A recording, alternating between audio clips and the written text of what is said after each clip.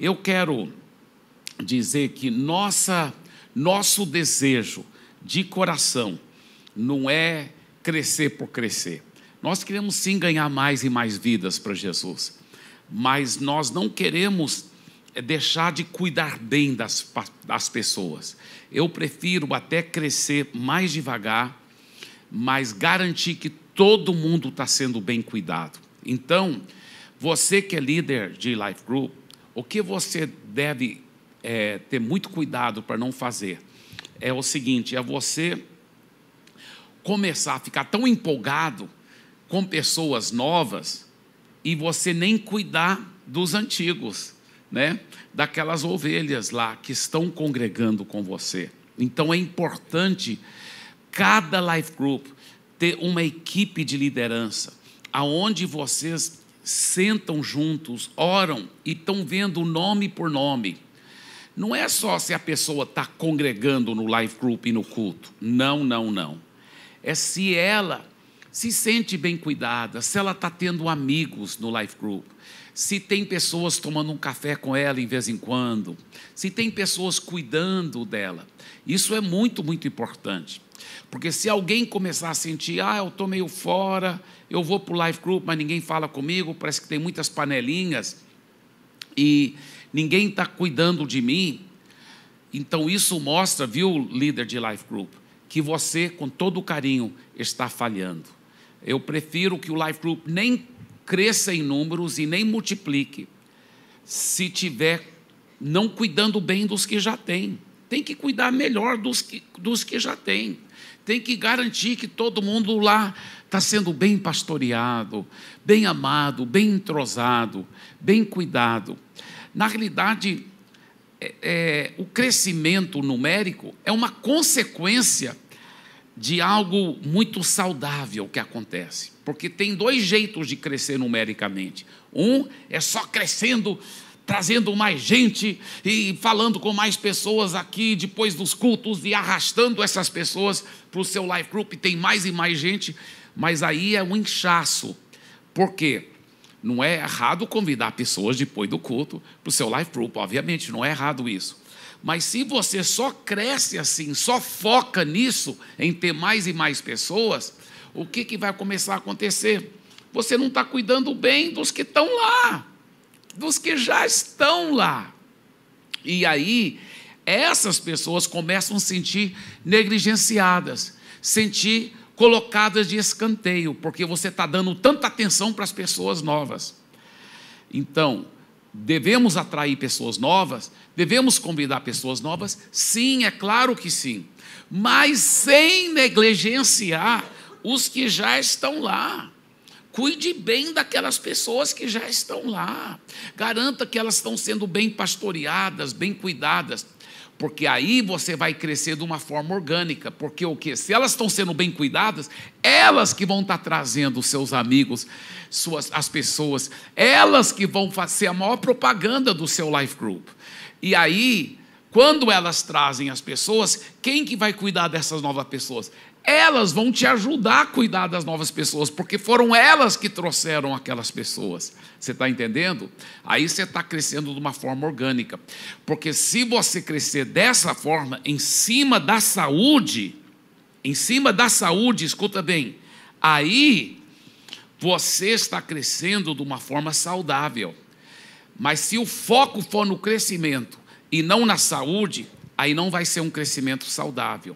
Quando o foco está na saúde das ovelhas, aí você pode ter certeza, vai ser uma consequência automática o crescimento, só que vai ser um crescimento saudável, porque ovelhas bem cuidadas, elas vão querer atrair muita gente para o seu Life Group. Ovelha sadia sempre dá muita cria, amém? Então esse é um grande princípio, não esqueça disso, tá bem, queridos? Não é o assunto que eu vou mergulhar agora, mas não deixa de também, esse assunto que eu vou estar mergulhando, ter tudo a ver com um Life Group saudável. E eu quero dar uma palavra que, anos atrás, eu já havia trazido, eu creio, para a nossa liderança da Past Church de São Paulo, antes da Past Church ser inaugurada, quando nós estávamos reunindo ainda lá no bifezinho. E eu creio que essa palavra é tão importante. E a palavra é intitulada Por que Moisés não entrou na terra prometida? Em Números capítulo 20, a partir do versículo 2, diz o seguinte: não havia água para a comunidade, e o povo se juntou contra Moisés e contra Arão. Discutiram com Moisés e disseram: quem dera tivéssemos morrido quando os nossos irmãos caíram mortos perante o Senhor. Por que vocês trouxeram a Assembleia do Senhor a este deserto, para que nós e os nossos rebanhos morrêssemos aqui? Por que vocês nos tiraram do Egito e nos trouxeram para esse lugar terrível?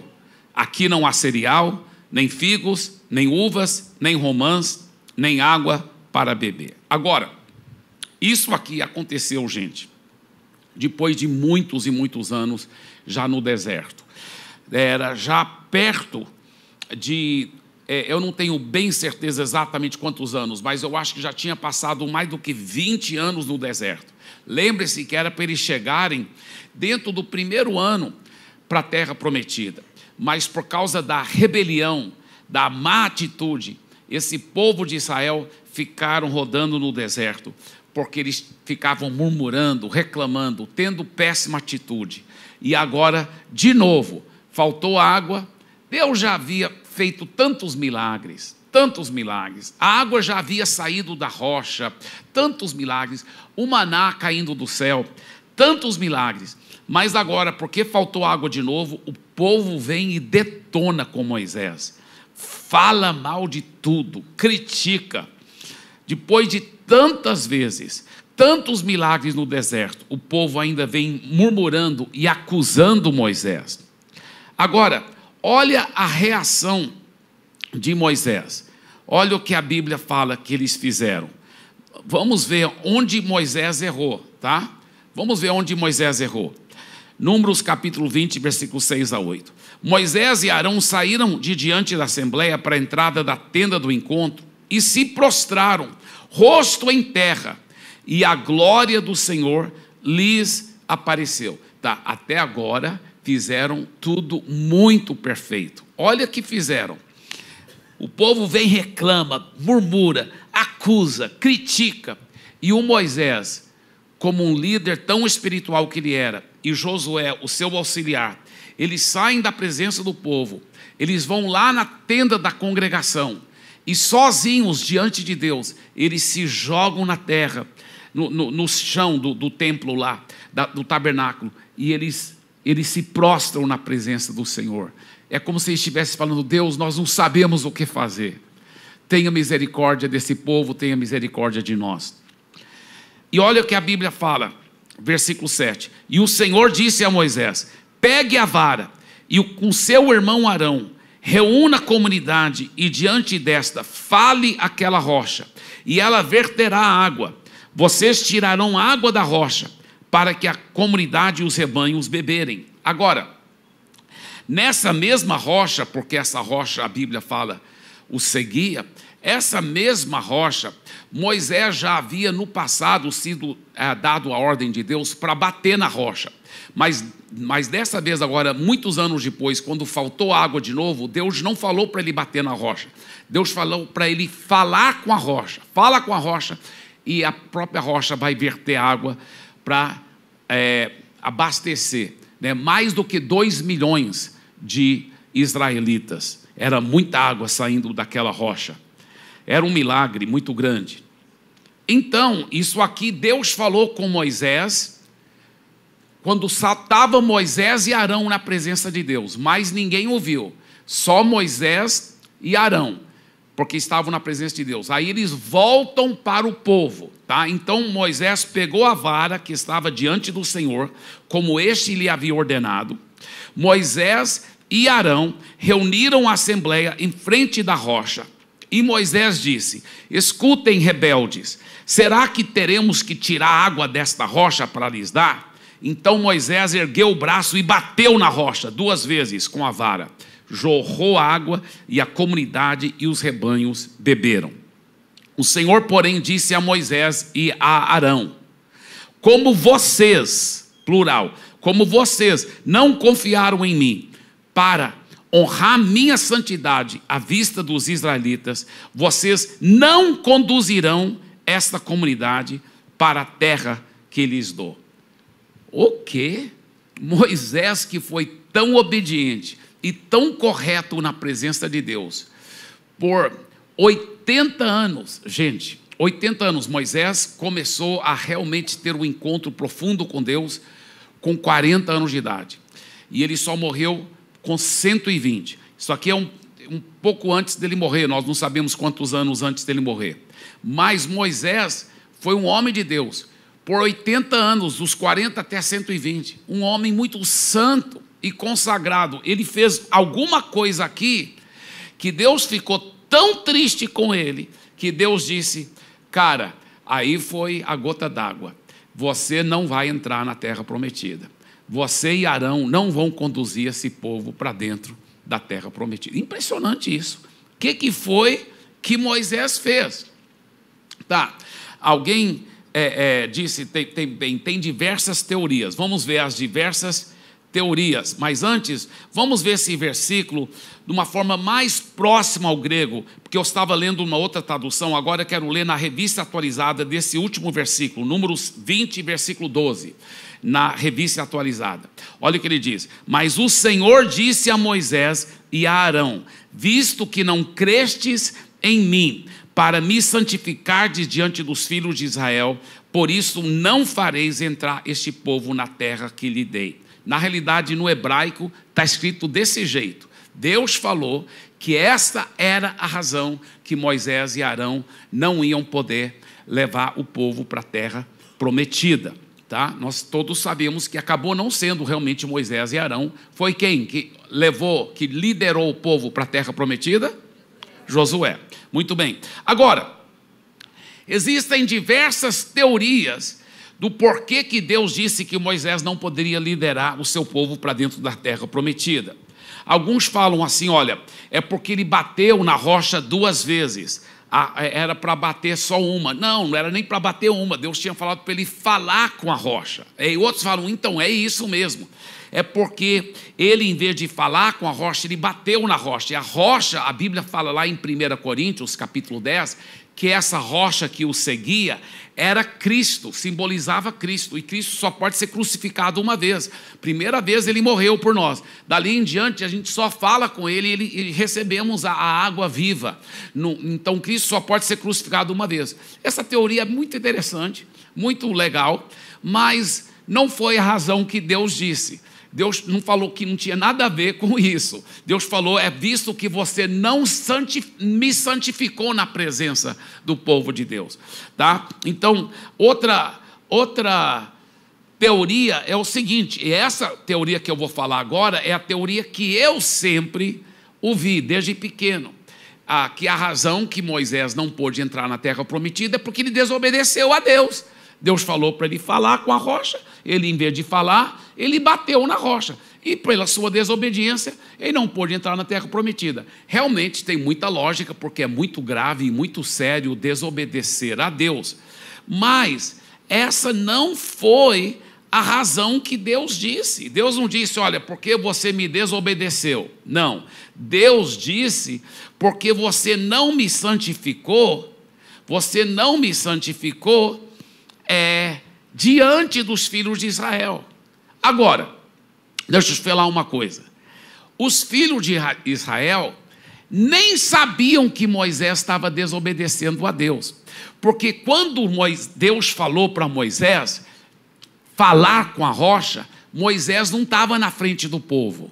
Só estava ele e Arão. Então, o povo, com certeza, pensaram: Deus mandou Moisés bater na rocha de novo, igual da outra vez. Então, não era porque ele estava desobedecendo a Deus. É muito grave desobedecer a Deus. Mas, com certeza, Moisés, sendo um cara quebrantado que ele era, pediria perdão a Deus, Deus perdoaria e ele ainda ia poder entrar na terra prometida. Deus disse que era uma razão ainda mais grave do que ele ter desobedecido, apesar que isso foi muito grave, mas era uma razão ainda mais grave.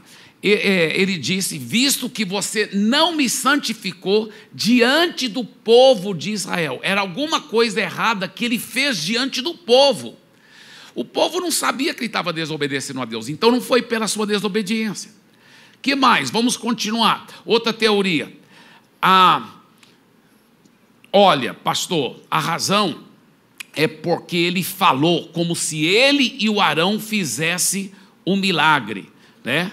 Então, ele disse, né, Moisés e Arão reuniram a assembleia em frente da rocha, e Moisés disse: escutem, rebeldes, será que teremos que tirar água dessa rocha para lhes dar?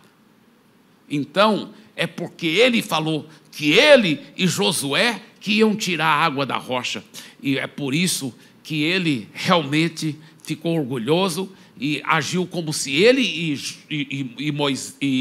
ele e Arão iam tirar a água da rocha, e não era eles, era Deus que estava tirando a água da rocha. Foi por isso que Moisés e Arão não puderam então entrar na terra prometida. É uma teoria interessante, mas não é verdadeira também, até porque foi o próprio Deus que disse. Olha em Números capítulo 20, versículo 7 a 8. E o Senhor disse a Moisés: pegue a vara e com seu irmão Arão reúna a comunidade diante dessa, fale àquela rocha, e ela verterá água. Olha que Deus disse, foi Deus que disse isso: vocês tirarão água da rocha para a comunidade e os rebanhos beberem. Então o próprio Deus falou: não, Moisés, você e Arão que vão tirar a água da rocha. Então quando Moisés falou: será que nós vamos ter que tirar a água dessa rocha? Moisés não estava falando nada contrário do que Deus já tinha falado. Então não foi por essa razão também. Então, pastor Eibe, por quê? Por que Moisés não pôde entrar na terra prometida? Agora, o que a Bíblia disse? Versículo 12. No versículo 12 ele fala: você não crestes, porque não crestes em mim, para me santificardes diante dos filhos de Israel. Por essa razão que vocês não vão poder entrar na terra prometida. O que ele queria dizer com isso? Como que ele não santificou a Deus diante do povo? Como que ele não santificou a Deus diante do povo? Coloca essa pergunta aí, por favor. Como que ele não santificou a Deus diante do povo? Vamos ver, vamos aprofundar nessa palavra santificar, tá? A palavra santificar no hebraico é a palavra kadash. Kadash significa separar a parte, tá? Isso eu tirei diretamente do dicionário hebraico. Separar a parte, consagrar, santificar, preparar, dedicar, ser consagrado, ser santo, ser santificado, ser separado. Agora nós vamos ver uma coisa muito interessante aqui. Ser separado, diga, ser separado, tá? Ser colocado à parte, apresentar-se sagrado ou majestoso. Diga, por favor, apresentar-se sagrado ou majestoso. Então, Deus falou: Moisés, você não me separou da humanidade, você não me honrou, você não me demonstrou como alguém que é sagrado, majestoso, alguém que é separado, não é como o ser humano. Tá? Interessante isso, interessante. Veja bem, a santidade de Deus é sempre ligada à glória de Deus. Levítico capítulo 10, versículo 3, olha o que a Bíblia diz: e falou Moisés a Arão: isto é o que o Senhor disse, mostrarei a minha santidade naqueles que cheguem a mim, e serei glorificado diante de todo o povo. Então, como eu disse, a santidade sempre é ligada à glória de Deus. Olha Êxodo 33, 18 a 19. Então ele lhe disse: rogo-te que me mostres a tua glória. Respondeu-lhe: farei passar toda a minha bondade. Então olha só, santidade e glória são interligados. Glória, quando Moisés falou: me mostra a sua glória, Deus falou assim: quer ver minha glória? Eu vou fazer passar a minha bondade. diante de ti, e te proclamarei o nome do Senhor. Terei misericórdia de quem eu tiver misericórdia, e me compadecerei a quem eu me compadecer. Então agora nós estamos começando a entender melhor. Moisés, ele não mostrou essa bondade de Deus diante do povo. Ele não mostrou um Deus que era separado do ser humano, vingativo, do ser humano que retruca logo. Não, Deus não é assim. Deus é majestoso, é honrado. Ele é um Deus misericordioso, que tem misericórdia e que tem compaixão. Ele é um Deus bondoso. E Moisés não demonstrou isso diante do povo. Moisés não representou esse tipo de Deus diante do povo. Olha Êxodo 34:7, que guarda a misericórdia em 1000 gerações e perdoa a iniquidade e a transgressão e o pecado. Agora, voltando para o nosso versículo original, Números 20:12. Mas o Senhor disse a Moisés e Arão: visto que não crestes em mim para me santificar, ou seja, para mostrar diante do povo um Deus bondoso, um Deus misericordioso, um Deus que tem compaixão até 1000 gerações diante dos filhos de Israel. Por isso, não fareis entrar este povo na terra que lhe dei. Aí você fala assim, como que ele não mostrou Deus, um Deus misericordioso? Ele não bateu na rocha e saiu água para o povo? Mas você viu o que ele falou para o povo antes? Olha aqui, seus rebeldes. Foi assim que ele falou. E ao falar desse jeito, ele não demonstrou um Deus misericordioso, um Deus compassivo, um Deus que é separado do ser humano, que vinga, que fala, olha aqui, que baixa para o nível. Não, Deus não é desse jeito.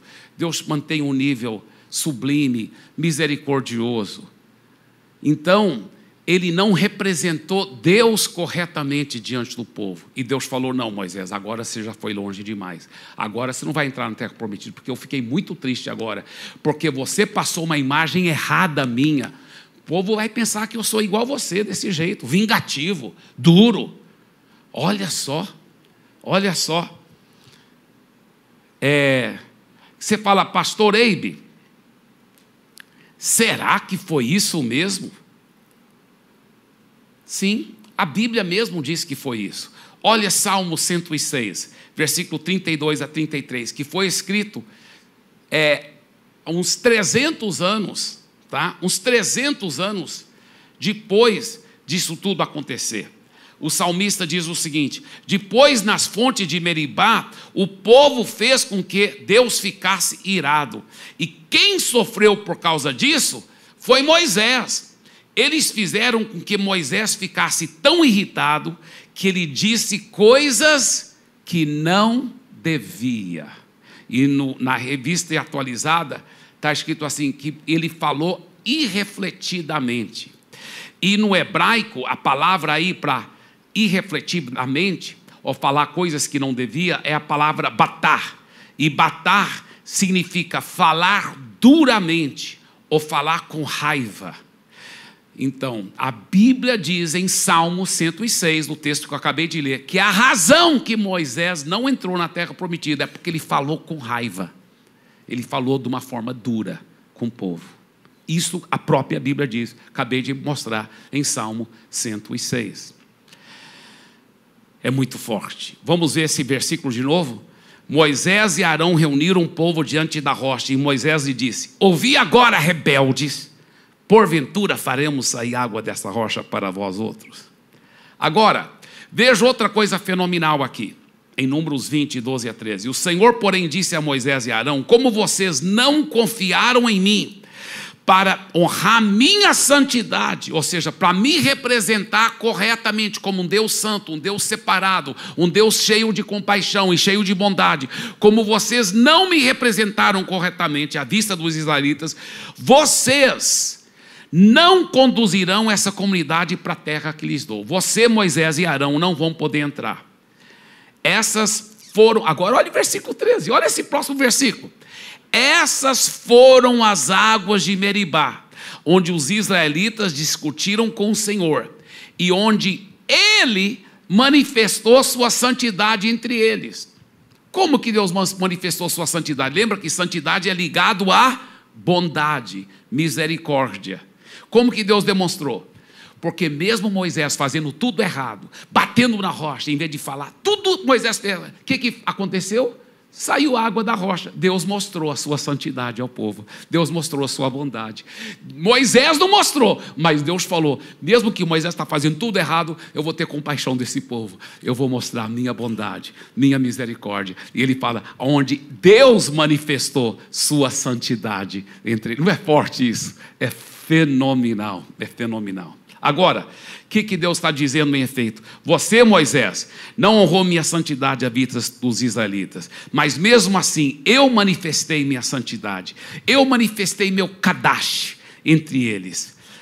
Como que Deus manifestou seu kadash? Através de manifestar o seu perdão e a sua misericórdia. Moisés não representou bem Deus diante do povo, ele foi grosseiro. Em Deus, nós não vemos um Deus assim, nós vemos um Deus que é cheio de bondade, misericórdia, amor. Se quisermos representar Deus corretamente, precisamos ter esse coração. Moisés não representou Deus como alguém separado do ser humano. Como é o ser humano decaído, vingativo, sem paciência e sem compaixão, não acreditando nas pessoas. Como é Deus? Deus é diferente. Como é Deus? Deus é nobre, Deus é perdoador, Deus é misericordioso, Deus é um Deus que dá uma nova chance para o pecador arrependido. E o que Deus está chamando para nós é o seguinte: mesmo aquele membro do seu life group que toda hora te critica, tem uma atitude errada, ainda fala que ninguém está cuidando bem, sabe o que você deve fazer? Ele está reclamando. Mesmo assim, você deve representar Deus, um Deus amoroso, misericordioso, que você vai orar a Jesus, que é a rocha. Você não vai bater na rocha, você vai falar com a rocha. E ela vai verter água para aquela pessoa. Você vai ser uma pessoa compassiva. Você vai ter paciência com aquela pessoa. Você vai cuidar bem dela. Você vai amá-la. Você vai representar Deus corretamente. Isso é o chamado de Deus sobre as nossas vidas. Então, qual é o maior segredo ministerial, horizontalmente falando? Porque verticalmente falando, nós sabemos que é intimidade com Deus. Mas horizontalmente falando, o maior segredo ministerial é esse aqui, olha: representar Deus corretamente. Representar a Deus corretamente. Esse é o maior segredo de todos. Assim como Deus falou, não, agora Moisés já foi longe demais, você não vai poder entrar na terra. Assim também como Deus fica muito triste com você quando você não representa Ele corretamente. Quando você representa Ele corretamente, aí Deus fica tão feliz com você. Aí vai chover no seu jardim. Aí tudo vai dar certo para você. Quando você representa Deus. Esse é o maior segredo ministerial, horizontalmente falando. Verticalmente é a intimidade com Deus, mas horizontalmente é representar a Deus corretamente. 2 Coríntios capítulo 5, versículo 20, ele diz: de sorte que somos embaixadores em nome de Cristo, como se Deus exortasse por nosso intermédio. E aí os próximos versículos ele fala assim: reconciliai-vos com Deus. Reconciliai-vos. Tem volte para um Deus que é um Deus misericordioso, um Deus cheio de compaixão. Por que muitas vezes nós não representamos a Deus corretamente?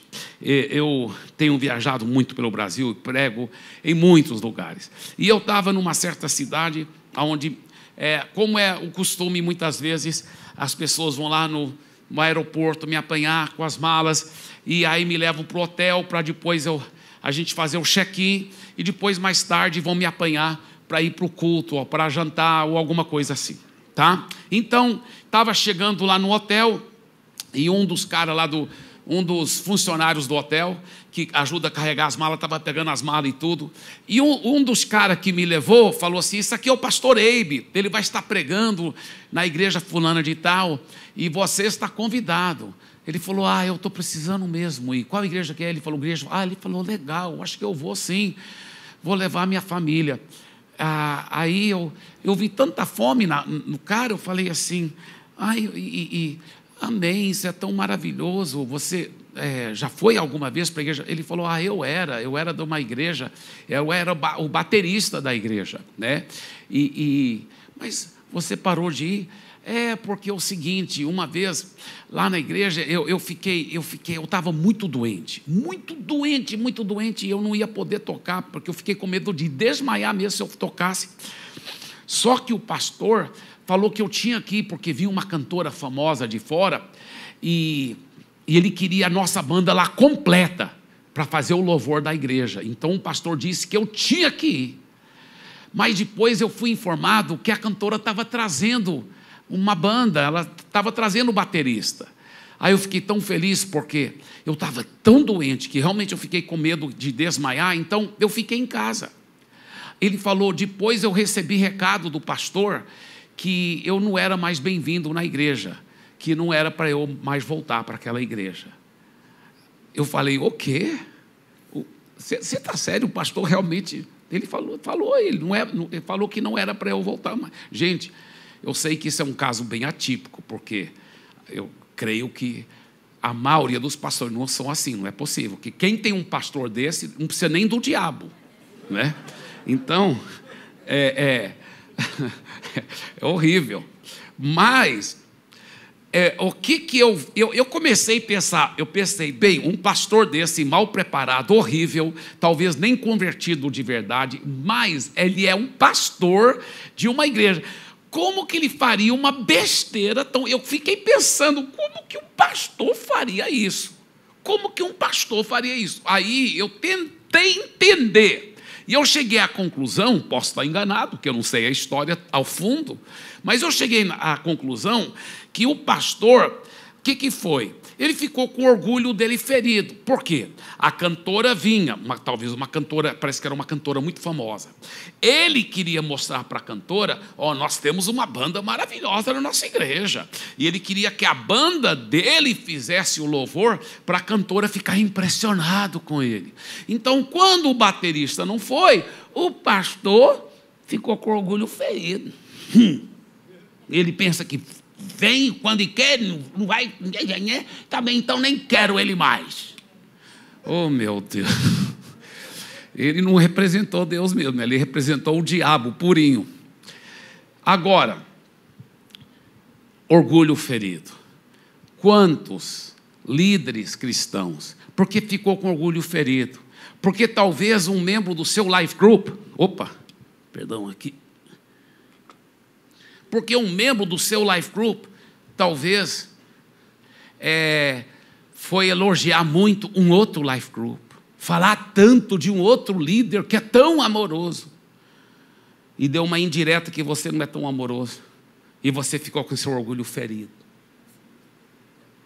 Ou talvez, eu não sei qual a razão, mas nós temos que ter muito cuidado, porque essa é uma das razões principais que às vezes nós não representamos Deus corretamente. Em vez de a gente ser quebrantado e falar, isso é tão legal sobre esse outro líder de life group, porque ele é tão amoroso, eu quero aprender com ele, eu vou até marcar um café com ele para eu aprender mais, ser amoroso igual ele. Sabe, deixa de ser uma pessoa egoísta, orgulhosa, aprenda com quem está fazendo melhor do que você, pelo amor de Deus. Outra razão porque muitas vezes nós não representamos Deus corretamente é nossa impaciência. A pessoa não está respondendo no WhatsApp, a pessoa não está, não sei, talvez é no trânsito, algum lugar, e a gente não representa Deus corretamente, e é meio duro com as pessoas. A Bíblia fala em Provérbios 22, 24, não te associes com quem vive de mau humor. Ficou um silêncio nessa igreja presbiteriana.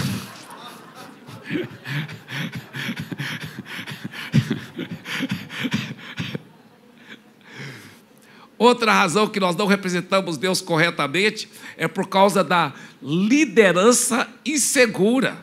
Uma liderança insegura.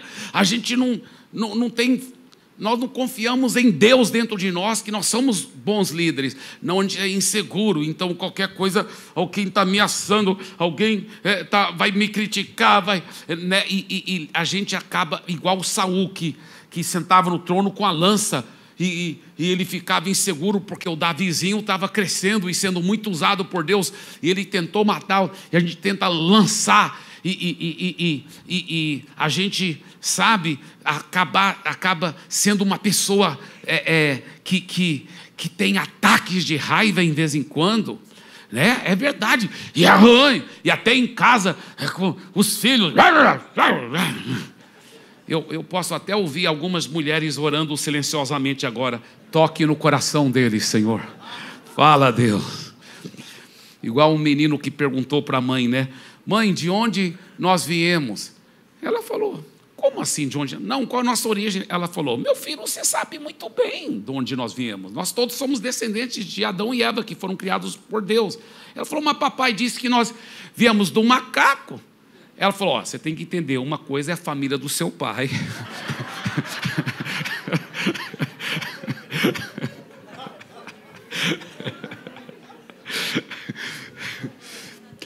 Mas nosso tempo já acabou e eu vou continuar essa palavra em outra ocasião, se Deus quiser. Fique em pé, por favor, em nome de Jesus.